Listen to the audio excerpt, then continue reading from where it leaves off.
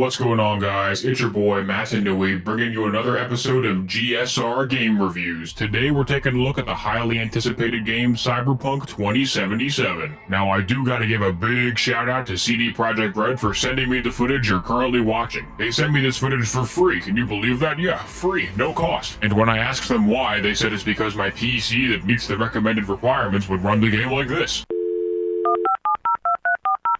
As you know, here at Great Spirit Robot Reviews, we rate games based on the three virtues: Unity, Duty, and Destiny. Let's start with Unity. Cyberpunk 2077 actually does pretty well in this category because the game runs about as well as most of the Unity trash on Steam. A lot of people have been complaining that the cars are just 2D sprites, but as somebody who had to run an entire universe inside of his body for millennia, let me tell you, simulating an entire world is no easy feat. Why do you think all of the Bionicles use the same couple of Lego pieces? It's because I didn't feel like making a bunch of unique models, so I just cloned the ones I had a million times. And CD Projekt has taken a similar approach with the pedestrians of Night City. I think this was a good move because it freed up resources to dedicate to other facets of gameplay like good sleeping animations. People on Reddit are whining that this is not a realistic way to sleep, but I guess those people have never experienced what it's like to be cast into a millennia-long slumber by the Dark Lord Makuta, because let me tell you, when that happens, you don't care how you're laying on the bed, you just fall asleep until your Toa heroes wake you up. And also, as a spirit living inside of a biomechanical construct, I can really empathize with Keanu Reeves' character in this game. Overall, 2077 is a really accurate depiction of what it's like to be a Bionicle, so I'm going to give it 9 out of 10 for Unity. Now for Duty, which as you all know is short for how much is this game like Call of Duty. This game does have first-person shooting, but there seems to be a lack of a snowmobile chase scene, which is a bizarre oversight for a game released in 2020. Add that to the fact that the enemy AI is more brain dead than a Borak without a Krana, and you've got a recipe for Cornish game hens with garlic and rosemary. Oh wait, no, sorry, hang on.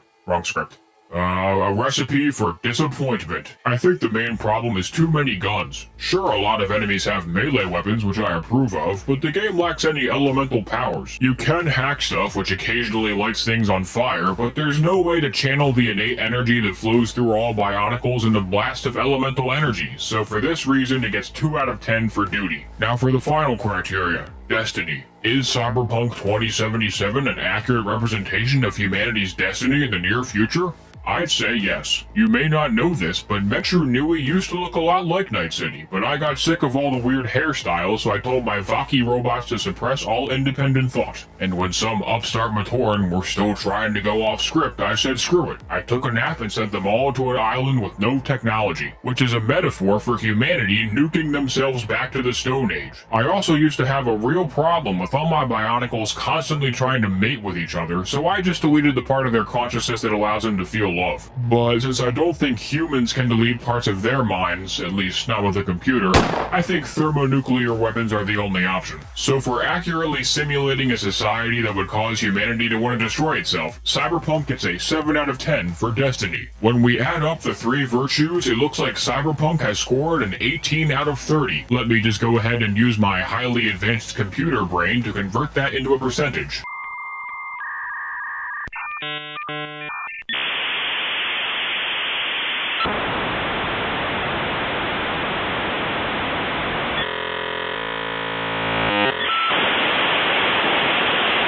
60%, oof, that's a low score. I am outraged by this and will never be buying a CD Projekt Red game ever again. They have completely lost my trust and ooh, a new Gwent expansion.